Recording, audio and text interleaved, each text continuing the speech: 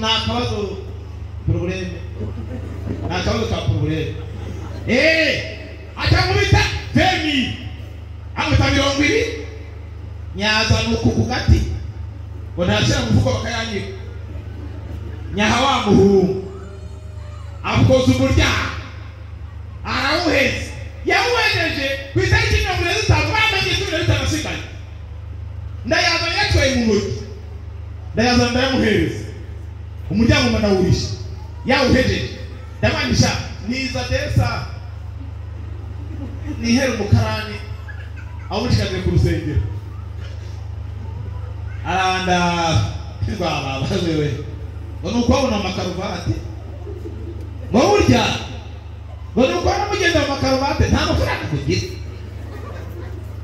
ngo genda ngo ndawukuzanira arawuzana no ku rusengero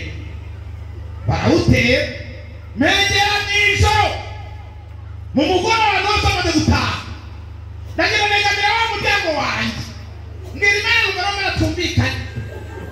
unyumve twumvikane tujyane n'abantu b'abagabo nta cyubu cy'ubusa wowe nta bintu by'ubusa ugira nanjye nta by'ubusa ngira uyu muryango wanjye urabe wirara Bibiliya ijambo ryawe riravuga ngo Imana yicaye mu ijuru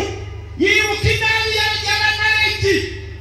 ibwira Sawuli ngo nibutse inabi y'abamaleki genda ubahonye ntusige n'umwe bigaragara rero abantu bakoze ibibi ntibihane ubarwara akazika ni kumeze na byumva iki abana bo kwa Dawidi baracumuye uhereye kuri Salo Imana imanukana ubuhiri ijya kumumangura yamwe mumenye namusha ngo bamumenye ngo ngiriye so Dawidi ahebe twavugana ibubwira ngo bari hebe cyangwa bitaha Imana yamanukana uburake n'umujinya ijye gukubita Hezekiya namusha ngiriye so kunda wisha kuga Dawidi nakwabari ko twatubona ngira Imana ngo tumvikane nanjye imyaka yose urusengero uzamara hano n'uyu muryango uri mu ijuru uzajya mu gihugu nawe n'umwana wanjye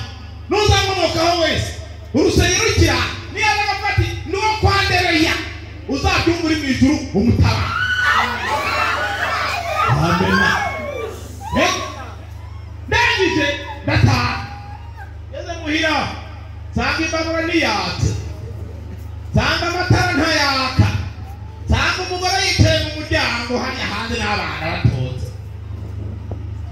ngo ntabwo yambo mwiriwe twe mbega mwiriwe ariko se ntutubona aho wahereye bawukomeza wivuye ngo ntutubona ca mbabwira utari mu cyumba ndapfukama gupfukama biranga ndagarama ariko manago urabona ni nahembe none ngaho wicaye hanze n'imbabura niyatse n'abaramana reka barahanja ye kumva n'ubu umuntu agayiruka wayemwe kwambara mwiriwe kubera aba inzara n'umujinya bakama kumwishyura mbega mwarimu ni wari abantu bose bagashaga ndabari nakomeza mvuga amajambo ngo ndimo ndasenga shaho Imana irigendera ndacemba mpera gusenga imbugira muzi ntewe mwiriwe tansiyo mube maso musenge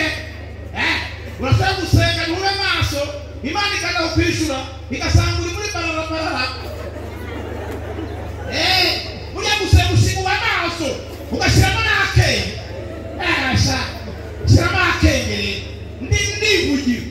ndasohoka ndamuramutse muramukiza ko yo mu mukozi w'Imana ko mumbabarire kweri mu byakiyemo nti